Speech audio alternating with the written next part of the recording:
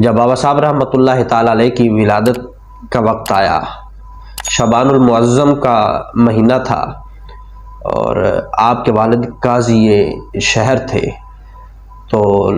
آسمان ابر آلود تھا، آسمان صاف نہیں تھا، تو لوگوں نے کہا کہ 29 شعبان المعظم ہے، صبح روزہ رکھنا ہے یا نہیں رکھنا؟ تو آپ کے والد صاحب کے پاس آئے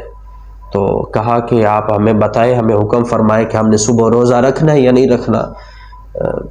آپ قاضی یہ وقت ہے۔ تو آپ نے فرمایا کہ صبح آسمان ابر آلود ہے، بالکل واضح بات نہیں ہے، صبح شک کا دن ہے، ممکن ہے رمضان المبارک کا چاند طلوع ہو جائے اور صبح روزہ ہو، لیکن آسمان صاف نہیں ہے، تو شک کا دن ہے اور یوم شک کا روزہ رکھنا یہ مکروہ ہے۔ تو لوگ اس وقت کے ایک ابدال تھے، ان کے پاس گئے، یہی مسئلہ رکھا کہ اب بتائیں ہم کیا کریں۔ تو ان ابدال نے کہا کہ قاضی سلیمان علیہ الرحمہ کے ہاں آج رات ایک بیٹے کی ولادت ہوگی جو قطب وقت ہوگا، اور اس کو دیکھنا، اگر وہ صبح دودھ پی لے تو سمجھ لینا کہ روزہ رمضان المبارک کا مہینہ شروع نہیں ہوا، اور اگر وہ دودھ نہ پیے تو سمجھ لینا کہ رمضان المبارک کا مہینہ شروع ہو گیا ہے،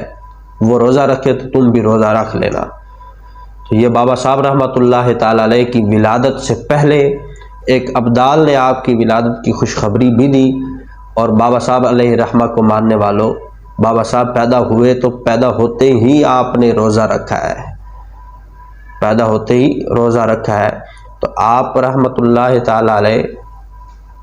پورا مہینہ، مورخین نے لکھا ہے، رمضان المبارک کا پورا مہینہ افطاری کے وقت دودھ پیتے تھے، سارا دن آپ دودھ نہیں پیا کرتے تھے۔ آج ہم بابا صاحب رحمۃ اللہ تعالی علیہ کا ذکر خیر کرتے ہیں، ان کو مانتے ہیں، ان کی باتیں کرتے ہیں، ٹھیک ہے، ان کا ذکر بھی ہمارے لیے اور ان کی سیرت اور تعلیمات بھی ہمارے لیے۔ کسی نے کہا تھا، کام ہم نے رکھا صرف اذکار سے، تیری تعلیم اپنائی اغیار نے۔ ان کی تعلیمات جو ہے پیارے آقا صلی اللہ تعالیٰ علیہ وسلم کی احادیث اور اللہ تعالیٰ کے مقدس فرمان کی روشنی کے مطابق ہے۔ تو بابا صاحب رحمۃ اللہ علیہ کی سیرت سے ہمیں آگے چل کے میں عرض کرتا ہوں کہ آپ کی عبادت کا کیا عالم تھا۔ تو بابا صاحب رحمۃ اللہ تعالیٰ علیہ پیدا ہوئے تو پیدا ہوتے ہی آپ نے ماہ رمضان کا